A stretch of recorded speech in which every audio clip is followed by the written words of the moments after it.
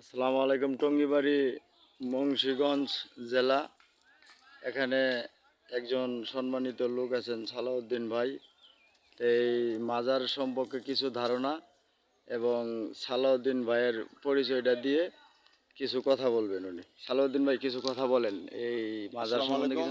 কিছু। প্রিয় দেশবাসী, যারা এই ভিডিওটি দেখবেন তাদের প্রত্যেকের প্রতি সালাম অভিনন্দন জানাচ্ছি। আসলে এই জায়গাটি হলো মুন্সিগঞ্জ জেলার টঙ্গীবাড়ি উপজেলার ধীপুর গ্রাম। আপনারা ক্যামেরাতে দেখতে পাচ্ছেন।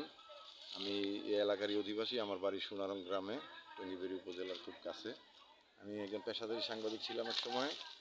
আমি এই জায়গাটি সম্পর্কে আসলে তেমন কিছু জানতাম না। আমি 2003 সালে এই জায়গাটি প্রথম সুফিবাদের উপর যখন কাজ করি তখন তথ্য পেলাম এখানে একজন অলির সমাধি আছে বা উনি এখানে দেহত্যাগ করেছেন। তো আমি এখানে বাবা আদম শহীদ রহমতুল্লাহ আলহীর দরবারে গিয়ে কিছু পেপার ডকুমেন্ট পেলাম, প্রথম কাগজে লিখিত, যে 1152 সনে সুফি বাবা আদম বরফির গাউস পাকের যুগে এই অঞ্চলে আসছিলেন টিম নিয়ে। প্রথম উনি 12 জন টিম নিয়ে এখানে আসছিলেন। পরে আমরা জানতে পারি যে বল্লাল সেনের লগে ওনার যুদ্ধ হয় 1178 খ্রিস্টাব্দে। আরও অনেক ঘটনা আছে। তো পরে এই অলি এই জায়গাটিতে আসলে এই অলি প্রথম আসেন, এই যার সমাধিকে আপনারা দেখতে পাচ্ছেন। আসলে এই দিঘিটি আপনারা দেখতে পাচ্ছেন, একটু ক্যামেরাটাও দিকে ঘুরান। এই দিঘিটি আসলে প্রথম যে এখানে আসছেন 1152 খ্রিস্টাব্দ সনে, তার নাম হলো শেখ মখদুম আল মুয়াসসিস আল মিশরি। উনি বাবা আদমের দলে যে 11 জন সহচর ছিল তাদের একজন ছিলেন। ইতিহাসের পাতা থেকে আমরা যতটুকু জানতে পেরেছি, শেখ মখদুম আল মুয়াসসিস এখানে বিভিন্ন স্থানে ধর্ম প্রচার করছেন, মানুষকে তৌহিদের বাণী ঘরে ঘরে পৌঁছে দিয়েছেন। 1173 খ্রিস্টাব্দ সনে এই বল্লাল সেনের সেনাদৃষ্টিতে উনি পড়লেন। ওনাকে এখান থেকে অ্যারেস্ট করে নিয়ে যাওয়া হলো শেখ মখদুম আল মুয়াসসিসকে। তখন এই খানকাটি শূন্য হয়ে গেল। শূন্য হয়ে যাওয়ার পরে তখন বাবা আদম এই ভারতের নাগপুর অঞ্চল থেকে খানকাই কাদরিয়া থেকে, ওখানে একটি খানকা ছিল এরকম। তো ওই জায়গা থেকে এই শেখ গাজী আজের বিন সাইদ আল কাদিরি আল মিশরিকে নিয়ে আসেন। উনি ধীপুর গ্রামে এসে তাশরিফ রাখেন এবং এখানকার মানুষের সাথে উনি আবার ধর্ম প্রচারের কাজে লিপ্ত হন এবং মানুষের খেদমত করেন। তো পরবর্তীতে 1178 খ্রিস্টাব্দে বল্লাল সেনের লগে যুদ্ধ বাঁধে। সেই যুদ্ধে বাবা আদম এর দলে প্রায় 7,000 সোলজার ছিল আনসার এবং মুজাহিদ নিয়ে, এবং বল্লাল সেনের দলে প্রায় 20,000 সোলজার ছিল আমাদের ঐতিহাসিক ডকুমেন্ট অনুসারে। তো সেখানে এই যুদ্ধে এই গাজী আজের বিন সাইদ যুদ্ধের ময়দান থেকে গাজী হয়ে এসেছেন। উনি এই যুদ্ধে অ্যাটেন্ড করছেন এবং বীর দর্পে তিনি শত্রু বাহিনীর উপর ঝাঁপিয়ে পড়েছেন এবং বল্লাল সেনের এই যুদ্ধর যে সৈনিক ছিল তাদের হত্যা করতে উনি সক্ষম হয়েছেন। এবং পরে যুদ্ধ বিরতি হয়েছিল 1178 খ্রিস্টাব্দের 20 সেপ্টেম্বর।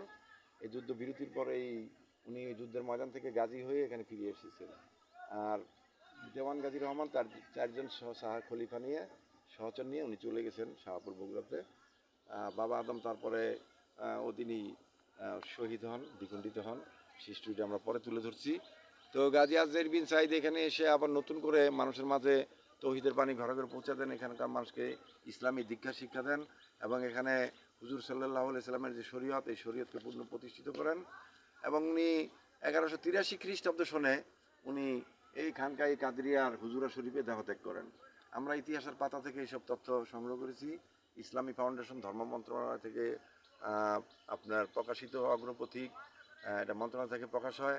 এবং বিক্রমপুর সম্পর্কে যেসব রাইটাররা বই লিখছেন, অনেক রাইটারের বইয়ের মধ্যে এই সুফি বাবা আদম তার সহচর্য অনেক তথ্য পাওয়া গেছে।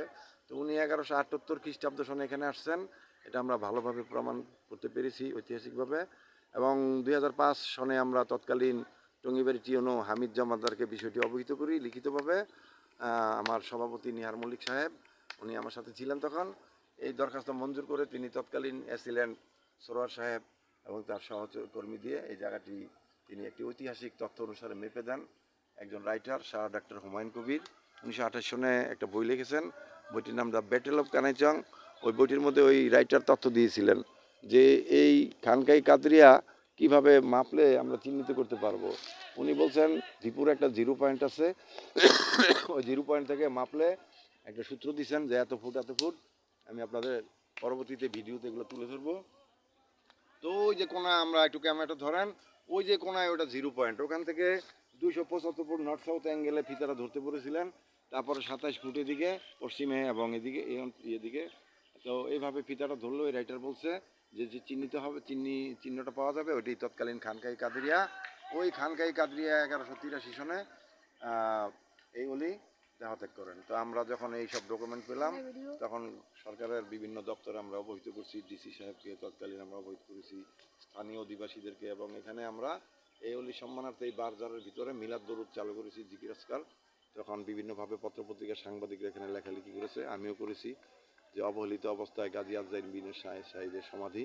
তখন বিভিন্ন আশেখানরা এইসব লেখা পড়ে বিভিন্ন তথ্য জেনে তারা এখানে এসে পর্যায়ক্রমে এই সমাধি তারা এই পর্যায়ে নিয়ে আসছে। প্রথম ছিল শুধু বারজার, এই বারজারের ভিতরে পরে চিহ্নিত করে একটা একচালা ঘর উঠছিল, এই অলির শ্রদ্ধা জানাইতে মানুষ ঘরটা উঠেছিল। তো পরবর্তীতে 2022 সালে স্থানীয় আশেখানরা, দূর দূরান্তের আশেখানরা আসছিল এখানে ঢাকা থেকে। ওনারা বিভিন্ন আশেখানরা বিভিন্ন প্রচেষ্টা করে বিভিন্ন টাকা অনুদান দিয়ে এই ঘরটি আপনারা ক্যামেরা দেখতে পাচ্ছেন, এই অলি সমাধি এখানে এখানে প্রতি বছরই অনুষ্ঠান হয়। প্রথমত এই অলির যে দেহত্যাগের দিবস 10ই মার্চ, এটি আজকে প্রায় 24 বছর যাবৎ এখানে ধারাবাহিকভাবে অনুষ্ঠিত হচ্ছে। এবার আমরা রমজানের মধ্যে, এটা পড়েছিল 10ই মার্চ, এই অলির ঐতিহাসিক দেহত্যাগের দিবস। আমরা ইফতারা মাহফিলের মাধ্যমে এবং অলির ফুলসজ্জা দিয়ে মিলাদ দুরুদ জিকির আজকারের মাধ্যমে আমরা এই অনুষ্ঠানটি করেছি, এবং গতবার এইভাবে করেছি। এর আগে আমরা এখানে বড় বড় অনুষ্ঠান দিয়েছিলাম, ওয়াজ নসিহত এবং সিন্নি সালাদ বিতরণ, জিকির আজকার, এবং এইভাবেই দূর দূরান্তের মানুষ আস্তে আস্তে এখানে আসতেছে। এখনও অনেক আশাখানা টাইলস দিছে, এগুলো এই টাইলসগুলো এখানে করা হবে, স্থাপন করা হবে, এবং নতুন করে একটা কমিটি আমরা করার চেষ্টা করতেছি, মানুষকে এখানে বিভিন্নভাবে তারা খেদমত করতে পারে। আবার আগামী ভিডিও আপনাদের সাথে আবার কথা হবে, আরও ঐতিহাসিকভাবে অনেক ডকুমেন্ট আপনাদেরকে জানার চেষ্টা করবো। আসসালামু আসসালামু আলাইকুম আলাইকুম ভাই, ওয়া রাহমাতুল্লাহি ঠিক ওয়া আছে। বারাকাতুহু।